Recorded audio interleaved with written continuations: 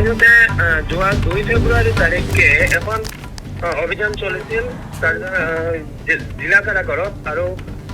যিজন SSP আছে শ্ৰীভূমি লীনা দলে তেওঁৰ ওচৰত এটা অভিযোগ কিন্তু বহুদিনৰ পৰা উঠি আহিছিল যে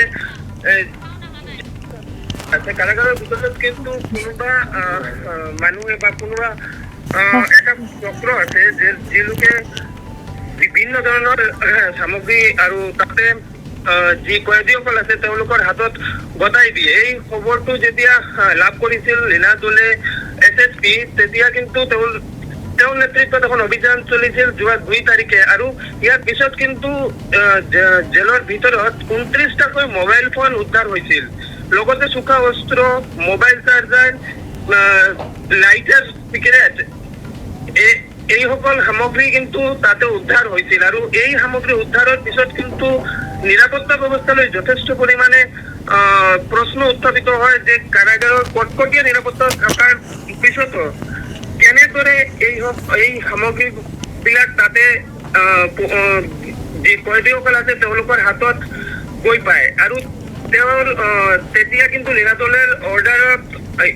যিজন আমাৰ মানস প্ৰতীম বৰা বুলি আছে ইয়াতে DSP আছিলে তেওঁ নিজে ববীয়াকৈ এখন তদন্ত আৰম্ভ কৰিছিলে আৰু তদন্তৰ পিছত কিন্তু যোৱাকালি 4জনকৈ কৰ্মীক আটক কৰা হৈছে। যি কাৰাগাৰৰ কৰ্মীয়ে কাৰাগাৰৰ যে ভিতৰত এইসকল সামগ্ৰী আৰু যে হেৰি আছে আমাৰ কয়েদীসকলৰ হাতত গতাই দিয়ে আৰু এতিয়া কিন্তু তেওঁলোকক আটক কৰা হৈছে, গ্ৰেপ্তাৰ কৰা হৈছে আৰু শ্ৰীভূমি যে আৰক্ষী আছে শ্ৰীভূমি আৰক্ষীয়ে কিন্তু এতিয়া তদন্ত অব্যাহত ৰাখিছে। আন কোনোবা ইয়াৰ লগত জড়িত আছে কিনা সেয়া কিন্তু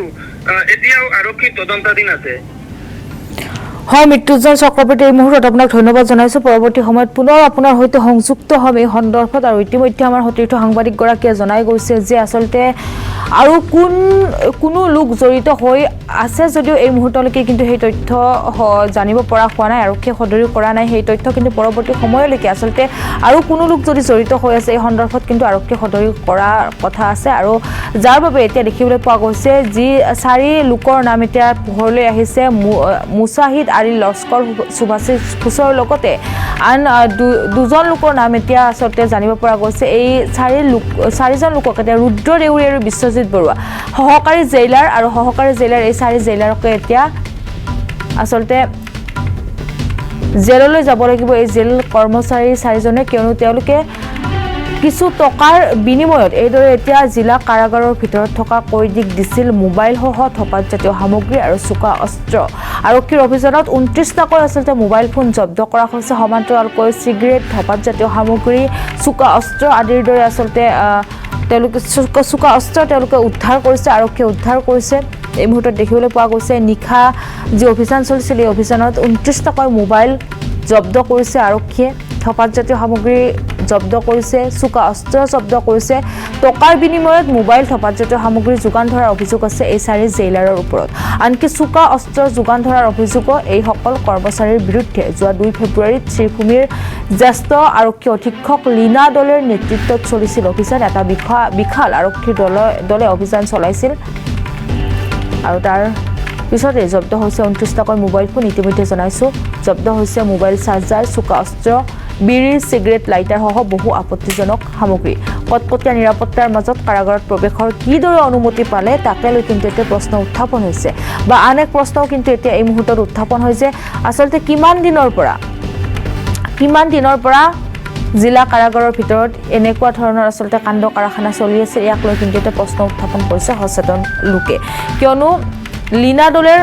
অভিযানৰ পিছতে আচলতে সকলো তথ্য পোহৰলৈ অহা দেখিবলৈ পোৱা গৈছে যে কিছু টকাৰ বিনিময়ত জিলা কাৰাগাৰৰ সহকাৰী জেইলাৰে আচলতে যোগান ধৰিছে মোবাইল ফোন, যোগান ধৰিছে ধঁপাতজাতীয় সামগ্ৰী, যোগান ধৰিছে চোকা অস্ত্ৰ, তাৰ সমান্তৰালকৈ চাৰ্জাৰ জব্দ কৰা হৈছে। কিমান দিনৰ পৰা আচলতে এই কাণ্ড কাৰখানা চলিছিল ইয়াক লৈ কিন্তু এতিয়ালৈকে কোনো তথ্য সদৰি কৰা নাই আৰক্ষীয়ে তাৰ সমান্তৰালকৈ কোনো আন লোক আচলতে জড়িত হৈ আছে নেকি সেয়াও কিন্তু এতিয়ালৈকে জানিব পৰা হোৱা নাই 25জন কয়দীক পুনৰ গ্ৰেপ্তাৰ কৰা হয় 25জন কয়দীক সোধা পোছাৰ অন্তত জেইলৰ এই 4 কৰ্মচাৰীৰ কথা উল্লেখ কৰে টকাৰ বিনিময়ত সামগ্ৰী যোগান ধৰাৰ তথ্য লাভ কৰিছে এতিয়া আৰক্ষীয়ে কাৰাগাৰৰ ভিতৰৰ পৰা অপৰাধ নিয়ন্ত্ৰণৰ অভিযোগ বহুবাৰ উত্থাপিত হৈছে আনকি উল্লেখ কৰিব লাগিব কাৰাগাৰত থকা লোকৰ বিৰুদ্ধে হত্যাৰ ষড়যন্ত্ৰৰ অভিযোগতো আচলতে চাৰ্জশ্বিটৰ দৃষ্টান্ত আছে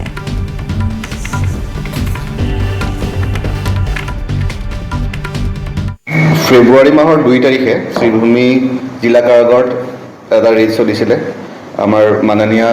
এছএছপি মহোদয়ৰ নেতৃত্বত এটা খবৰ আছিলে যে তাত বিভিন্ন ধৰণৰ এণ্টি ছ'চিয়েল এক্টিভিটিজ চলি আছে তাতে আৰু বিভিন্ন ধৰণৰ মোবাইল ফোন বা এনেকুৱা ধৰণৰ ব্যৱহাৰ কৰি পেলাই তাৰ দ্বাৰা কিছুমান অসামাজিক আৰু ক্ৰিমিনেল এক্টিভিটিজ চলি আছে বুলি খবৰ আহিছিলে আৰু তাৰ ভিত্তিত এছএছপি মেডামৰ নেতৃত্বত চলিলে তেতিয়া আমি টোটেল 29টা মোবাইল হেণ্ডছেট ৰিকভাৰ কৰা হৈছিলে তেওঁলোক কয়দীবিলাকৰ ফালৰ পৰা চাৰ্জাৰ্ছ ইয়েৰফোনছ আৰু তাৰ লগতে বেলেগ নিষিদ্ধ বস্তু যেনেকৈ হুক্কা চিগাৰেটছ লাইটাৰ্ছ